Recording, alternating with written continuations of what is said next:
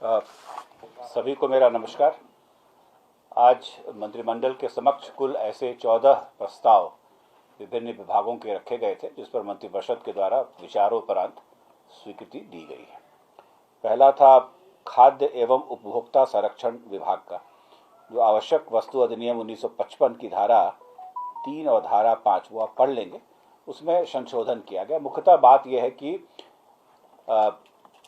PDS में अपीलीय प्राधिकार जिलाधिकारी होते हैं और जिलाधिकारी के कार्य व्यस्तता के कारण बहुत से केसेस जिलों में पेंडिंग रहते हैं।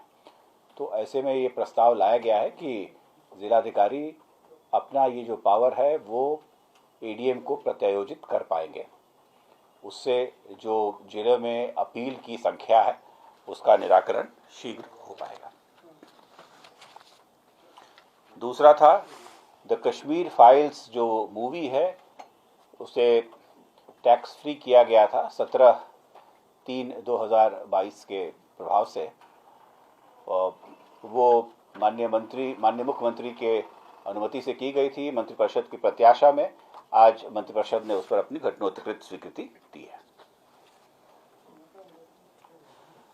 सहकारिता विभाग के द्वारा जो प्रोक्योरमेंट अधिप्राप्ति का कार्य किया जाता है वो अनवरत प्रोसेस है, इसलिए उनके द्वारा जो अधिप्राप्ति कार्य की जाती है, जिसमें सहकारी संस्थाएं पैक्स होती हैं, व्यापार मंडल होते हैं, केंद्रीय सहकारी बैंक, राज्य सहकारी बैंक होते हैं, तो इनको जो भुगतान की राशि दी जाती है धान अधिप्राप्ति आदि के लिए, उसके लिए यदि किसी प्रकार का कोई राशि में बढ़ोतरी होती है तो प्रस्ताव वही रहेगा, लेकिन उसके तहत जो पावर है वो अब विभाग को ही निहित कर दी गई है। तो इसमें पुनः मंत्रिपरिषद आने की आवश्यकता नहीं होगी।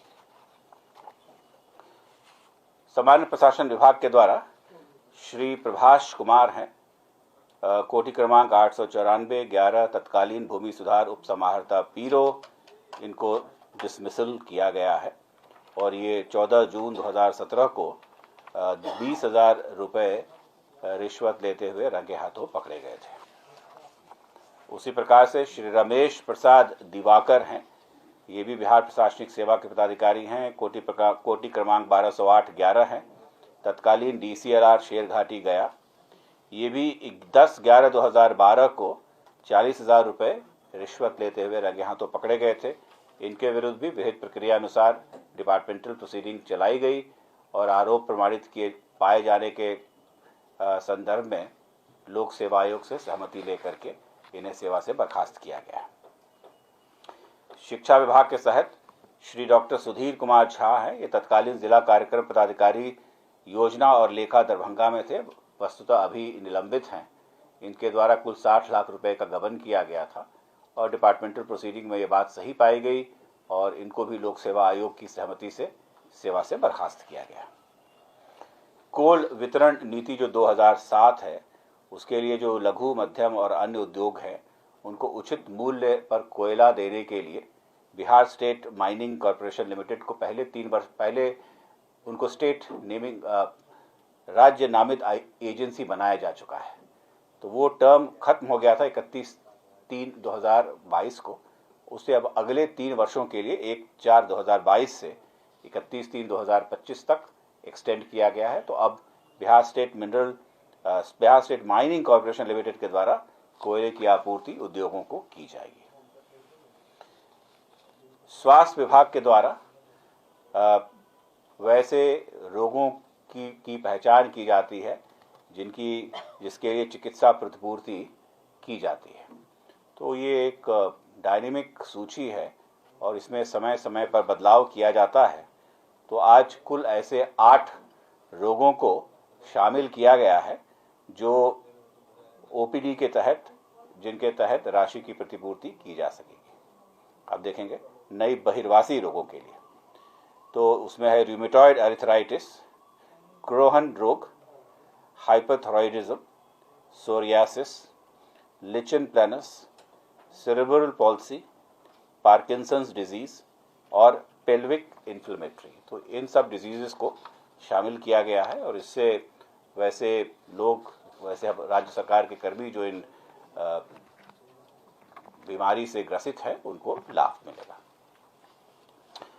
भागलपुर जिला अंतर्गत सुंदरवती महिला कॉलेज से मिर्जान हाट पथ के तीसरे किलोमीटर में एक रेलवे ओवरब्रिज बनाया जाएगा, जो पूर्णतः राज्य सरकार के द्वारा बनाया जाएगा और उस पर रेलवे की एनओसी प्राप्त है और ये 117 करोड़ 79 लाख रुपए के कॉस्ट पर बनाया जाएगा। उस पर प्रशासनिक स्वीकृति आज मंत्रिमंडल के द्वारा दी गई है।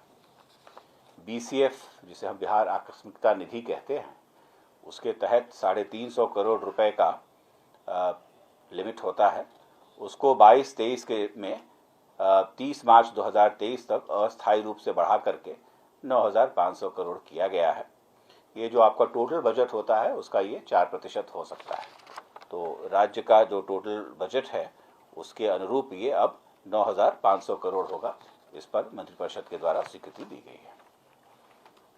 बिहार अग्निशम सेवा में उनके द्वारा 107 अग्निशमक वाहनों और उपकरणों को रद्दीकृत किया गया है और उसके जगह पर 73 अदद नए अग्निशामक वाहनों का क्रय किया जाएगा, जो मॉडर्न अग्निशामक वाहन होंगे और उस पर 43 करोड़ 80 लाख रुपए की प्रशासनिक स्वीकृति मंत्रिपरिषद के द्वारा दी गई है।